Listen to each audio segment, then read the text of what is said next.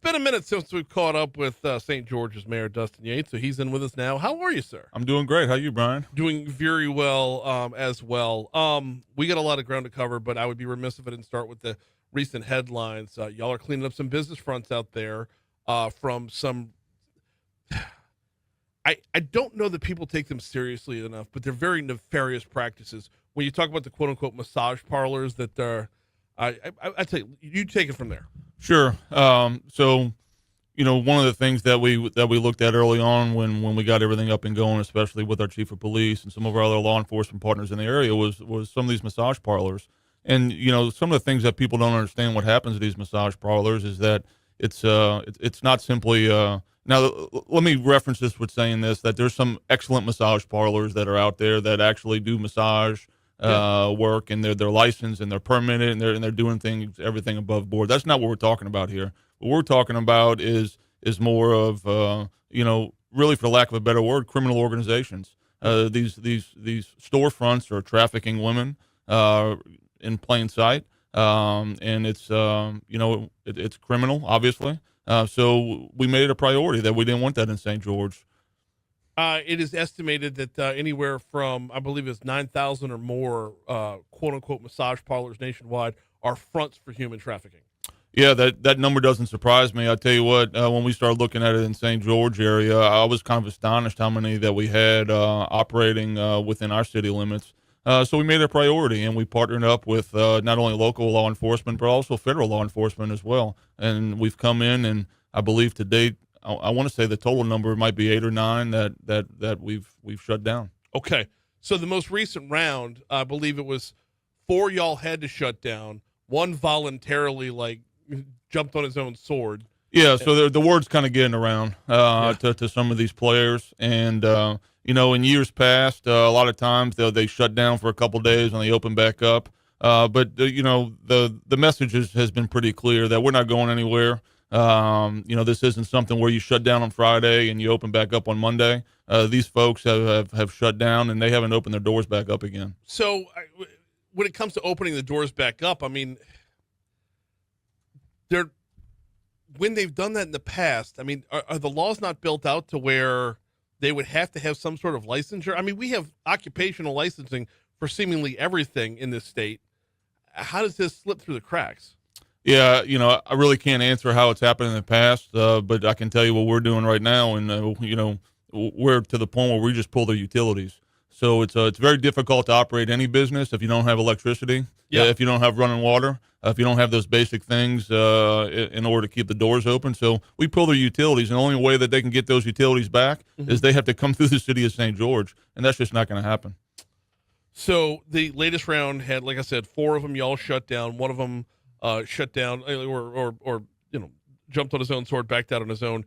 There was a 6th one that was involved as well. I didn't know what happened to that last one, but I think they've got paperwork pending or something to that effect. Yeah, I believe one of them is going through some type of permitting process. But same thing. Look, if you want to follow the rules and you want to abide by what our community standards are, we have obviously no qualm with above board operating businesses. But when you're not doing the right thing and you're not following the rules, that's just not going to fly.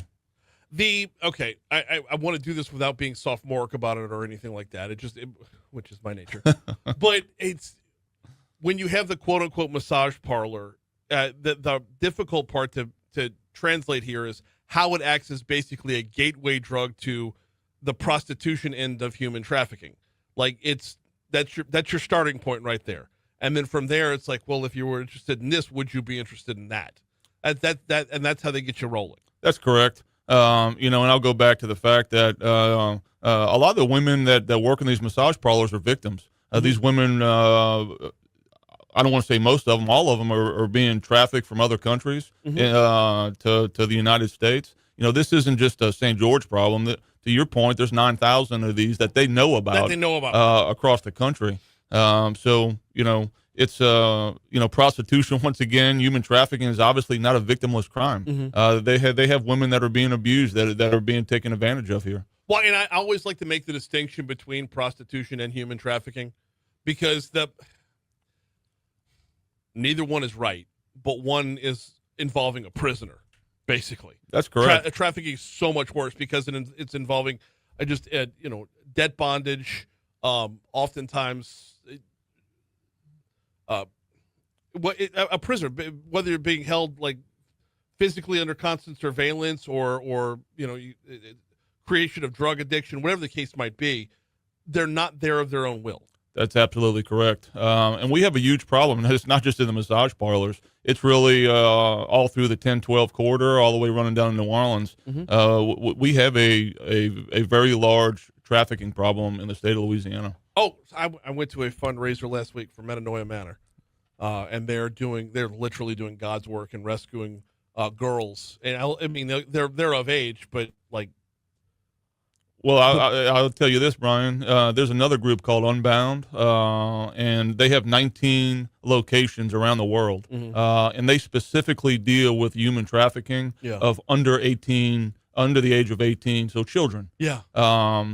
I went to one of their events last year, and what they told me makes my skin crawl. But their office that just deals with the Baton Rouge to New Orleans area is their busiest location throughout the world. I can see that. I mean, with that 10-12 corridor is a nationwide corridor. It just happens to funnel right through us. And Metanoia Manor, what they do over there is when they can rescue these girls, it's a full like return to society, a full like you catch up on your education, catch up on your mental health, because oftentimes I want to say the number is 60% of the time they're trafficked by their own family. That's correct. Like how do you get over that trauma? I don't know that you do get over that trauma. I mean, it's one thing to get over the drugs that are pumped into you. It's another thing to get over that level of betrayal and just robbing childhoods and making them, literal slaves. Yeah. And that's not hyperbole, by the way. I'll stand by that statement because it's debt bondage. So. We've got St. George's Mayor Dustin Yates in with us, and you mentioned the 10-12 corridor. When it comes to Metanoia Manor, they're working on one for Lake Charles right now. Yeah. So I'm here for it. Everyone you could pull out of that world is its own victory. Now that's on the business front with the massage parlors. When it comes to the streets as well, I understand that y'all are just plugging away at Segan Lane. We are. We made a concerted effort that we wanted to do some things on Segan Lane. So about 45 days ago, we partnered up with the Grove Recovery Center with the wonderful Jennifer Richardson from Keep Tigertown Beautiful. We also started employing a couple extra duty sheriff deputy details in that area. Mm-hmm. And the goal was pretty simple, is that, we want to get those people off the streets. Yeah. We want to get them into recovery. I actually went out there on foot before we started the real process, and I walked corner to corner. I met these folks. I went into their homeless camps, and they couldn't believe I was there. Yeah. They said, exactly that. We can't believe you're out here. And I told them all the same thing. I said, I'm out here because I care about you. You know better than I do that these streets will kill you. And I can tell you, I'm very pleased to say that since we've started that process, we have removed multiple people off those corners, got them into recovery.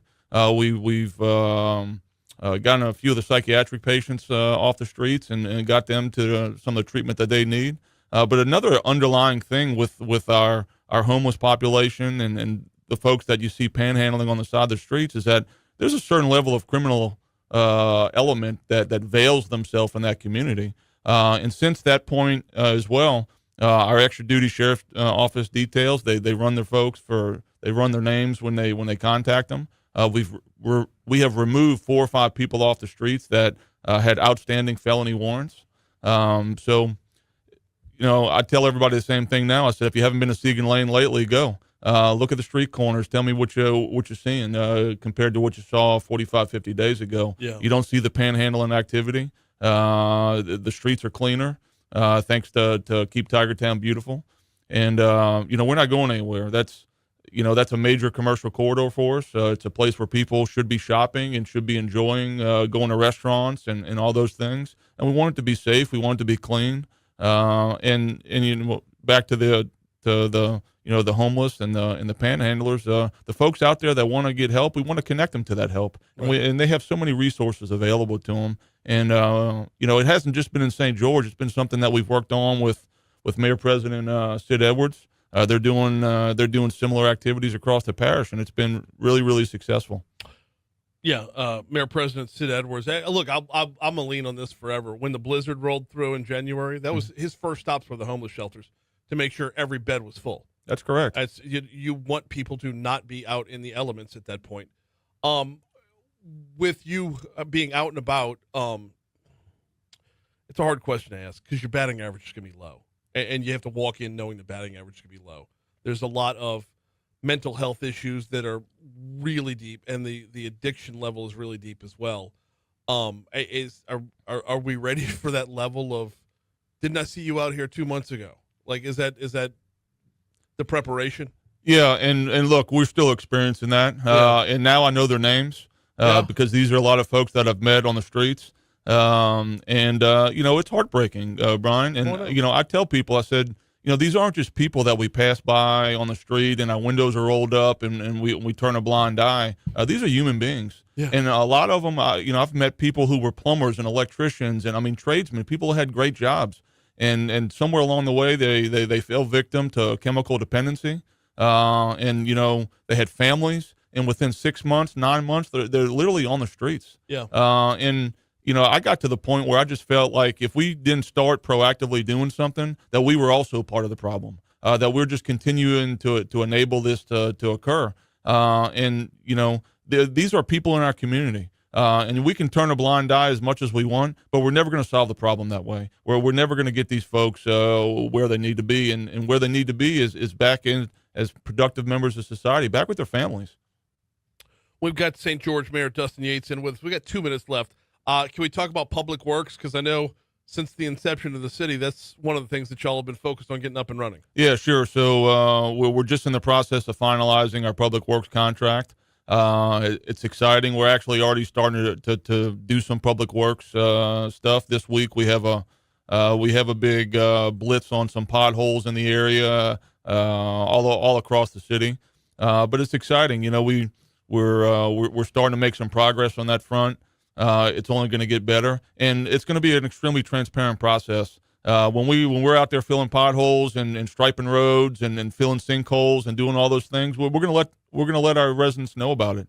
We're going to let them know that we're out there, we're doing work, and we also want to hear their feedback. Because they're out in the streets as well. They see some of the things as well, and it's so far it's been a really productive process, and it's only going to get better as we refine it over the next year. He is St. George's Mayor Dustin Yates. We always appreciate the time, man. Yeah, thank you, Brian. Thank you.